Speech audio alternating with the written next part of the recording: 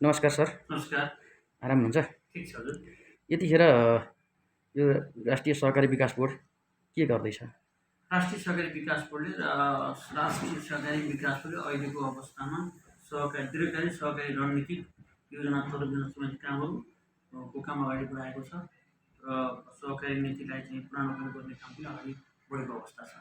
भनेको त्यसको के मस्यौदा बन्यो भन्ने सुनेको थिएँ। मसौदा बनिरहेको अवस्था छ हजुर। र हामीले चाहिँ यो सहकारी क्षेत्रको दीर्घकालीन रणनीति कस्तो बनाउने र हजुर। सहकारी नीतिलाई कसरी पुनरावलोकन गर्ने हजुर। र अहिलेसम्मको सहकारीका अध्ययन अनुसन्धान र इन्टरनेसनल प्र्याक्टिसबाट जुन आएका कुराहरूलाई त्यसका सबभन्दा सुन्दर पक्ष, राम्रा पक्ष र मोडिफाई र चाहिँ वैज्ञानिक पक्षलाई कसरी चाहिँ नेपालको सहकारी अभियानलाई इम्प्लिमेन्ट गरेर जाने भन्ने नै अहिलेको मेन विषयवस्तुमा फोकस गरेर हामीले चाहिँ अध्ययन गरिरहेको अवस्था छ र अहिले हामीले चाहिँ मसौदा बनाएको अवस्था हो र यसलाई चाहिँ पूर्ण रूपमा मसौदालाई हामीले चाहिँ पूर्ण रूपमा यसलाई चाहिँ अहिले नै चाहिँ पास गरेको अवस्था अथवा यसलाई चाहिँ अन्तिम रूप दिएको अवस्था होइन र यसमा हामीले तत्सम्बन्धी निकायहरू, राष्ट्रिय सहकारी महासङ्घ, सहकारी विभाग र सहकारी अभियानसँग सम्बन्धित विभिन्न कन्सर्न पिपुलहरूसँग पनि हामीले यो बारेमा छलफल बहस र पैरवी गरेको अवस्था हो र मलाई लाग्छ कि चाँडोभन्दा चाँडो हामीले यसलाई मूर्त रूप दिएर नेपालको सहकारी अभियान अब एउटा सक्षम, एउटा व्यावसायिक र एउटा सहकारी मैत्री वातावरणमा कोही पनि सहकारीमा लागेको संस्था, सहकारीमा लागेको व्यक्ति र सहकारी अभियानले बिना चुनौती र कुनै बिना रिस्क कुनै पनि कामहरू अगाडि बढ्नको लागि र कुनै प्रकारको दुविधा र कुनै प्रकारको चाहिँ दोहोरो मापदण्ड नहुने प्रकारको पनि सहकारी मैत्री कानुनमा जोड्ने पक्षलाई पनि हामीले समेटेर लानको लागि हामीले चाहिँ प्रयत्न गरेको अवस्था हो। जस्तो यसमा छ नि यो मस्यौदामा, जस्तो यसले के अब तपाईँको अहिले जुन परम्परागत ढङ्गले जस्तो सहकारीले त अहिले अधिकांश सहकारीले तपाईँको जुन पैसा किनेर बेच्ने काम नै बढी गरेको देखिन्छ होइन। उत्पादनमा लाग्ने भने पनि लागिसकेको छैन, लाग्लान् भोलि होइन। अब के तपाईँहरूले त्यसैलाई निरन्तर दिन खोज्नुभएको कि अलिकति यसको ट्रेन्ड चाहिँ बदल्न खोज्नु भएको छ? यसलाई एकदम हजुरले राम्रो प्रश्न गर्नुभयो पत्रकार मित्र, धन्यवाद।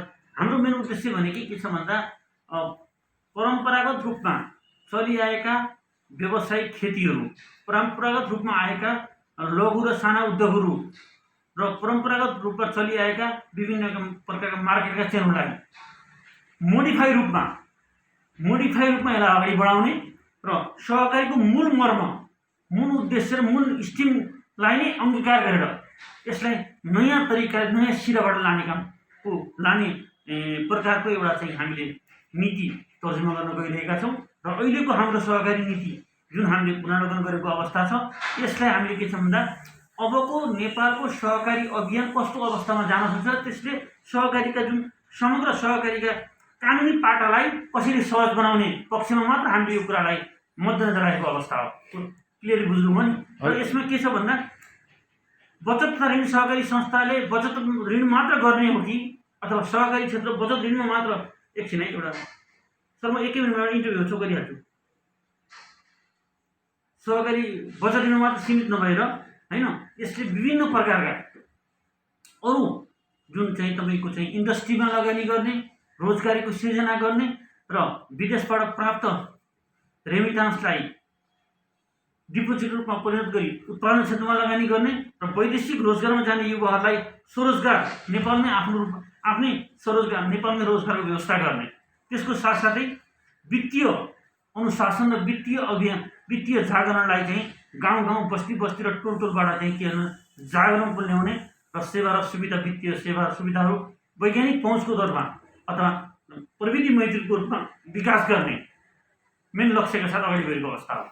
जस्तो तपाईँहरूको यो मस्यौदा आयो नि अब अस्ति केही दिन अगाडि मात्रै, जस्तो यो मस्यौदाको 6 नम्बर बुँदामा चाहिँ भक्तपुर जिल्ला बचत तथा ऋण सहकारी सङ्घ लिमिटेडले असहमति प्रकट गरेर राष्ट्रिय सहकारी महासङ्घ र नेस्कुनमा चाहिँ तपाईँको त्यसको विरुद्धमा चाहिँ अब यो हुनुहुँदैन भनेर चाहिँ त्यो विषयसहित एउटा ज्ञापन पत्र बुझाएको हामीले सुनेका थियौँ, हामीले समाचार पनि लेख्यौँ होइन।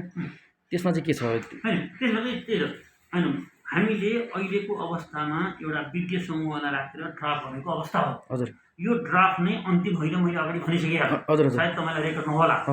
र के छ भने अहिले चाहिँ विभिन्न पक्षबाट सुझाव लिने क्रममा हजुर जुन प्रकारका आएका कुराहरू छन् ती सुझावलाई हामीले फेरि पुनः हजुर विज्ञ समूहहरू राखेर तत्सम्बन्धी निकायका, किन यो सहकारी अभियान हो, विकास बोर्डले त अध्ययन अनुसन्धानका आधारमा यसले नीति निर्माण र पोलिसीमा लबिङ गर्ने काम गर्ने हो विकास बोर्डले। हामी त अहिले के छ, त्यो अध्ययन अनुसन्धान क्रममा छौँ हामी। हजुर हजुर अनि त्यसपछि हामीले ड्राफ्ट बनाएर त्यसलाई फाइनल रूप दिइसकेपछि अनि त्यसलाई पास हुनलाई हामी लबिङमा लाग्छौँ के।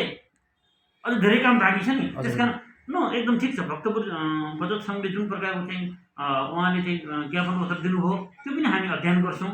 महासङ्घबाट पनि हामीले केही कुराहरू सुझाव मागेको अवस्था छ। नेप्सको अरू विषयगत केन्द्रीय सङ्घहरूबाट पनि हामीले सुझाव मागेको अवस्था पनि छ। ती सबै सुझावलाई समेटेर सर्वपक्षीय छलफल, सर्वपक्ष जुन चाहिँ सुझावका आधारमा र हामीले के छ भन्दा सबभन्दा उच्चतम मापदण्ड, सबभन्दा उच्चतम विचार र सबभन्दा उच्चतम मोडललाई नै हामीले अन्तिम रूप दिन्छौँ। यहाँ के छ भन्दा सङ्ख्यात्मक वृद्धि भएको सहकारी क्षेत्रलाई यसलाई व्यावसायिक बनाउने हो। यहाँ त किन भन्दा धेरैमा मान्छेको धेरै कुराहरू आउँछ, सबैको कुरा यसमा समेट्छ भन्ने छैन। क्लियरली कुरा सबै कुरा यसमा समेटिन्न।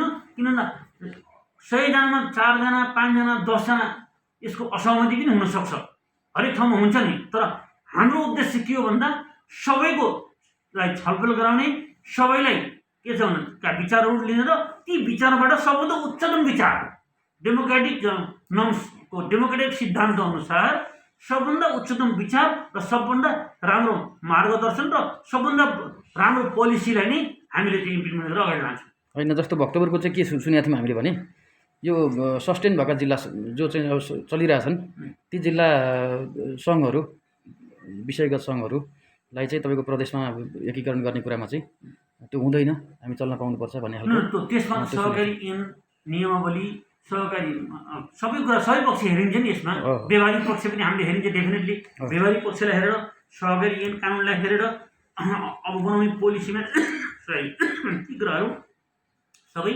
समेटेर जाने अवस्था छ। र हाम्रो उद्देश्य भनेको चलिरहेको जिल्ला सङ्घ, चलिरहेका बहुउद्देशीय सङ्घ, चलिरहेका विषयगत सङ्घ र गरिरहेका कामलाई चाहिँ हामीले डिस्टर्ब गर्ने, तिनीहरूको चाहिँ भूमिकालाई माइनस गर्ने काम हामीबाट हामीबाट हुँदैन। तिनलाई प्रदूषण गर्ने नै काम हुन्छ। र मैले अगाडि नै भनिसकेँ, सबै पक्षको छलफल बहस पहिलेतिर सबैका सुझाव र विज्ञहरूको सुझावका आधारमा सबभन्दा राम्रो, उच्चतम र मान्ने र चाहिँ वैज्ञानिक पद्धतिलाई नै हामीले यसमा चाहिँ के गर्छौँ भन्दा यो नीतिमा ती कुराहरू हामी कोरेर अगाडि बढ्छौँ। धन्यवाद सर। अनि यो अहिले जुन छ नि सहकारी ऐन संशोधनको पनि कुरा थियो होइन, निकै चलेको थियो। कोभिड अगाडि नै अब तपाईँको संशोधन जान्छ भन्ने सुनेको थियौँ होइन, यो कोभिड लागेर नै होला। अहिले त्यो के हुँदैछ त्यस बारेमा? सहकारी ऐन चाहिँ संशोधन गर्नुको लागि एउटा मन्त्रालय र समिति बनाएको छ। त्यो समितिले अहिले काम गरिरहेको अवस्था छ। अनि यो छ नि सर, अहिले यो कर्जा सूचना केन्द्रको पनि अस्ति बजेटमा अर्थमन्त्रीले पेश गर्नुभएको बजेटमा अब यो कर्जा सूचना केन्द्र पनि अब तपाईँको स्थापना हुन्छ भनेको थियो होइन, अहिले के छ यो त्यसको पनि काम त यहीँबाट जाने होला है? मैले भने त सरलाई कर्जा सूचना केन्द्र सहकारी क्षेत्रमा चाहिन्छ भनेर आजभन्दा 8 वर्षमा पहिलो पटक यो आवाज उठाउने व्यक्ति अध्यक्ष पौडेल हो। तपाईँलाई थाहा छ, सबै सहकारी क्षेत्रको मान्छेलाई थाहा छ। र त्यो अवस्थामा मैले यो कर्जा सूचना केन्द्र र अन्तर सहकारी कारोबारलाई सहकारी क्षेत्रमा इम्प्लिमेन्ट गर्नुपर्छ भनेर 8 वर्ष अगाडि निकालेको आवाजलाई धेरै हाम्रा साथीहरूले, अभियानका साथीहरूले यसलाई गलत रूपमा व्याख्या गर्नुभयो र धेरै ठाउँमा धेरै प्रकारका यसबारेमा के कुराहरू भयो तपाईँहरू सबैलाई जग जाहेर छँदैछ। यसमा दोहोऱ्याउन चाहन्न। म अहिले महासङ्घबाट राष्ट्रिय सहकारी विकास बोर्डको सदस्यको भूमिकामा भएको हुँदा मैले आफ्नो कुरा मैले यो गरेँ, त्यो गरेँ, यो राखेँ भन्नु मिल्दैन। म अहिले पोलिसी मेकिङ लेभलमै भएको हुँदा। त्यस कारण मैले एउटा कुरा के भन्न चाहन्छु भन्दा ढिलै भए पनि नेपालको सहकारी अभियानले आफ्ना सहकारीका, आफ्ना संस्थाका कारोबारलाई पारदर्शी, मर्यादित र रिक्स रहित भन्नाले के भन्छ होला, रिक्स रहित कुनै प्रकारको चाहिँ जोखिम रहित बनाउन, जुन वित्तीय सहकारी अभियानलाई मर्यादित बनाउन नेपाल सरकारले सहकारी अभियानको तर्फबाट राखेका सुझावका आधारमा कर्जा सूचना केन्द्र स्थापना र अन्तर सहकारी कारोबारलाई बढावा दिएको अवस्था छ। यो स्वागतयोग्य कुरा छ। यसको सञ्चालन चाहिँ कसरी हुँदै? यसको सञ्चालन र यसको चाहिँ व्यवस्थापन पद्धति सहकारी नियमावलीले यसलाई चाहिँ एउटा चाहिँ तोकेको अवस्था छ र सहकारी नियमावलीमा जे कुराहरू चाहिँ कर्जा सूचना केन्द्र सञ्चालन कार्यविधि सहकारी नियमावलीमा आएको छ र त्यही अनुसार अगाडि बढ्छ। यो कहिलेसम्म चाहिँ अब स्थापना होला सरको जानकारीमा के छ? यो अगाडि बढ्ने चाँडो चाँडो अगाडि बढ्छ भन्ने कुरा आएको छ र यसको अझ विस्तृत रूपरेखाहरू तयार गर्न बाँकी नै छ। यस सहकारी क्षेत्रमा जस्तो कर्जा असुली न्यायाधिकरणको पनि माग चाहिँ हामीले सुनिरहेका छौँ होइन, सहकारी कर्मीहरूले गरेका थिए, तर यो त यसको त खोइ अहिले कुराकानी त्यस्तो देखिएको छैन सर। कर्जा असुली न्यायाधिकरणको कुरा पनि अगाडि बढेको अवस्था छ र बिस्तारै यो कर्जा सूचना केन्द्र, कर्जा असुली न्यायाधिकरण र अन्तर सहकारी कारोबार चाहिँ अगाडि बढ्छ। त्यो आउँछ। आउँछ। अनि के छ सर यो अहिले अरू चाहिँ अब यो जुन छ नि यो सहकारी विकास बोर्डको अरू चाहिँ कार्यक्रम के छ? अहिले त हामीले सहकारी विकास बोर्डले हामीले गर्नुपर्ने काम भनेको त हाम्रो कामै अध्ययन अनुसन्धान गर्ने, त्यसपछि पोलिसीहरूमा लबिङ गर्ने र विभिन्न प्रकारका चाहिँ बहस पैरवीबाट प्राप्त कुराहरूलाई चाहिँ लिखित रूपमा त्यसलाई चाहिँ पेपरहरू तयार गर्ने हो र हामी त्यो क्रममा एकदम हाम्रो टिम सारा टिम चाहिँ अहिले चाहिँ त्यसमा लागेको अवस्था छ। यो के छ यो सङ्घ पनि अब तपाईँको जस्तो अहिले सङ्घीयता देश सङ्घीय ढाँचा जाँदा हजुर यसको यो सङ्घ पनि अब के सङ्घीय ढाँचा अनुसारै अब त्यो भने निर्णय हुन बाँकी छ। त्यो भने केही पनि निर्णय भएको अवस्था छैन, किनकि यो कोभिड-19को कारणले गर्दा नेसनल बजेट पोलिसीमै धेरै कुराहरू असर गरेको कारणले गर्दा अब हामीले विकास बोर्डलाई फेरि साथै प्रदेशमा चाहिँ यसको शाखाहरू विस्तार गर्ने भन्ने कुरा पनि हामीमा बहस नभएको त होइन, तर कोभिडले जुन यो कोभिडको कारणले जुन चैतबाट नै लकडाउन सुरु भयो र त्यसपछि त्यही बिचमै नेपाल सरकारले बजेटको चाहिँ योजना तर्जुमाहरू गर्यो, बजेट बनाउने कामहरू गर्यो र त्यो बजेटको क्रममै यी विभिन्न कुराहरूले गर्दा मलाई लाग्छ कि अहिले सहकारी विकास बोर्डले साथै प्रदेशमा शाखाहरू खोल्ने लगायतका कुराहरू बजेटकै कारणले गर्दा पनि चाहिँ तपाईँको एउटा सरकारको सोच भए पनि त्यो अहिले सम्भव भएको मैले देख्दिनँ यो अवस्थामा। तर निकट भविष्यमा पक्कै पनि नेपाल सरकारले विकास बोर्डलाई एउटा चाहिँ अग्रणी संस्थाको रूपमा यसले चाहिँ तपाईँको सहकारी क्षेत्रलाई चलाउने योगदान र यसका चाहिँ उसका आधारमा मलाई लाग्छ प्रदेश स्तरीय सहकारी विकास बोर्डका उहरू पनि हुन सक्लान्, तर अहिलेको अवस्थामा मैले त्यो हुन्छ जस्तो मलाई लाग्दैन, देखेको छैन। सर अनि यो छ नि यो अहिले तपाईँहरू जस्तो ऐनहरू अब सङ्घको त भइहाल्यो होइन, प्रदेशका अनि स्थानीय सरकारहरूले जुन बनाउने ऐन नियमावलीहरू छन् यसमा के छ यो सहकारी विकास बोर्डसँग पनि समन्वय हुन्छ कि उनीहरू त्यसमा के छ प्रदेशमा स्पष्ट सहकारी ऐनले नै प्रदेशका ऐनहरू प्रदेश सरकारले नै बनाउनु भन्ने जुन कानुन सम्मत रूपबाट जे प्रकारको प्रदेशलाई अधिकार छ त्यो अधिकार अनुसार नै प्रदेशले बनाएको अवस्थामा हामीसँग समन्वय भएको त छैन, तर हामीले चाहिँ प्रदेशले बनाएका ऐन कानुनलाई नजिकबाट निहालेर हेरेको अवस्था छ र केही त्यस्ता कुराहरू दोहोरिएका अथवा तिरेका अथवा त्यस्ता केही कुरा बाँझिएका कुराहरूमा हामीले आफैले प्रदेश सरकारसँग समन्वय गरेर हामीले चाहिँ कोर्डिनेसन गरेर चाहिँ सुझाव दिने काम पनि भएको अवस्था पनि छ। कतिपय अवस्था स्थानीय तहमा चाहिँ के छ? स्थानीय सबै छ त मैले समग्रमा हजुरलाई भनिसकेँ। त्यो अवस्थामा हामीले लागेको अवस्था छ र मलाई लाग्छ चाहिँ आउँदो दिनमा पनि प्रदेशमा अथवा स्थानीय तहमा बन्ने ऐन कानुनहरू सहकारी सम्बन्धी ऐन कानुनहरू बनाउँदा पक्कै पनि विकास बोर्डसँग चाहिँ एउटा सुझाव मागियोस् भन्ने म भन्न चाहन्छु, तर अहिले सुझाव मागेको अवस्था छैन। हामीले नै बनेका प्रदेशका ऐन कानुनलाई नजिकबाट निहालेर हाम्रो टिमले हेरेको अवस्था छ, त्यसमा केही कुराहरू अपुग भएको कुराहरूलाई हामीले सुझाव दिएको अवस्था पनि छ कतिपय अवस्थामा। यो अहिले विकास बोर्डको चाहिँ भावी योजनाहरू के छन्? भावी योजना त म त तपाईँले अब अहिले यो अलिकति होइन संक्षिप्तमा मात्रै भनेको। भावी योजना त सहकारी विकास बोर्डले नेसनल लेभलमै ठुलो प्रकारको एउटा चाहिँ सहकारीको ठुलो लगानीमा एउटा मेगा प्रोजेक्ट सञ्चालन गर्ने प्रकारको वातावरणमा सहकारी विकास बोर्डले लबिङ गर्ने, कर्जा सूचना केन्द्र अन्तर सहकारी कारोबारलाई चाँडभन्दा चाँडो सञ्चालनमा ल्याउने र यो उत्पादन क्षेत्रमा सहकारीलाई अग्रणी भूमिकाको रूपमा अगाडि खडा गरी 10,000भन्दा बढी युवालाई यो 2020को अन्तिमसम्ममा रोजगारीको सृजनाको व्यवस्था गर्ने र 2021को सुरुदेखि 2021को 20सम्ममा थप 10,000 युवालाई रोजगारीको व्यवस्थाको लागि मार्केटिङ कोअपरेटिभ फेडरेसन माध्यमद्वारा उत्पादकदेखि उपभोक्तासम्मको बिचको जुन मध्यस्थताको कामहरू त्यो युवाहरूको सञ्जालबाट परिचालन गरी रोजगारीको नयाँ सिर्जना गर्ने र बिचौलियाको अन्त्य गर्ने प्रकारका वातावरण बनाउनलाई सहकारी विकास बोर्डको टिम एकदम अध्ययनमा लागेको अवस्था छ। एउटा कुरा नि सर जस्तो हामी सहकारीमा जाँदा नि सहकारी कर्मीहरूले के भन्छन् भने हामी सहकारीहरूले उत्पादन काम पनि गर्ने हो वितरण काम पनि गर्ने हो ठिकै छ, तर हाम्रो चाहिँ आफ्नो पहिचान चाहिँ भएन, त्यो राज्यले हामीलाई दिएन भन्ने पनि गुनासो सुन्छौँ होइन। सहकारी भनेको के भन्दा स्वायत्त निकाय पनि हो तपाईँलाई थाहा छ। अँ र सहकारी हामीले आफ्नो पर्फर्मेन्स आफूले गरेर यो मार्केटमा आफू खडा हुने हो कि राज्यले त पोलिसी बनाइदिने हो, पोलिसी बनाएर दिने कुरा हो। बाउले छोरालाई के गर्ने, क्लास पढाइ के अरे चाहिँ स्कुल पठाइदिने हो, लत्ता कपडा दिने हो, खाना बस्ने व्यवस्था दिने हो, पढ्ने पढ्ने त विद्यार्थीले हो होइन। उनीहरूको भनाइ चाहिँ के छ भने जस्तो छोरीले पढ्ने हो। हामीले तपाईँ कुनै लघु उद्योग चलाउनु पऱ्यो भने उम्, अब हामीले चाहिँ कम्पनीको नामबाट तपाईँ गर्नुपर्ने, हाम्रो आफ्नो केही पनि छैन।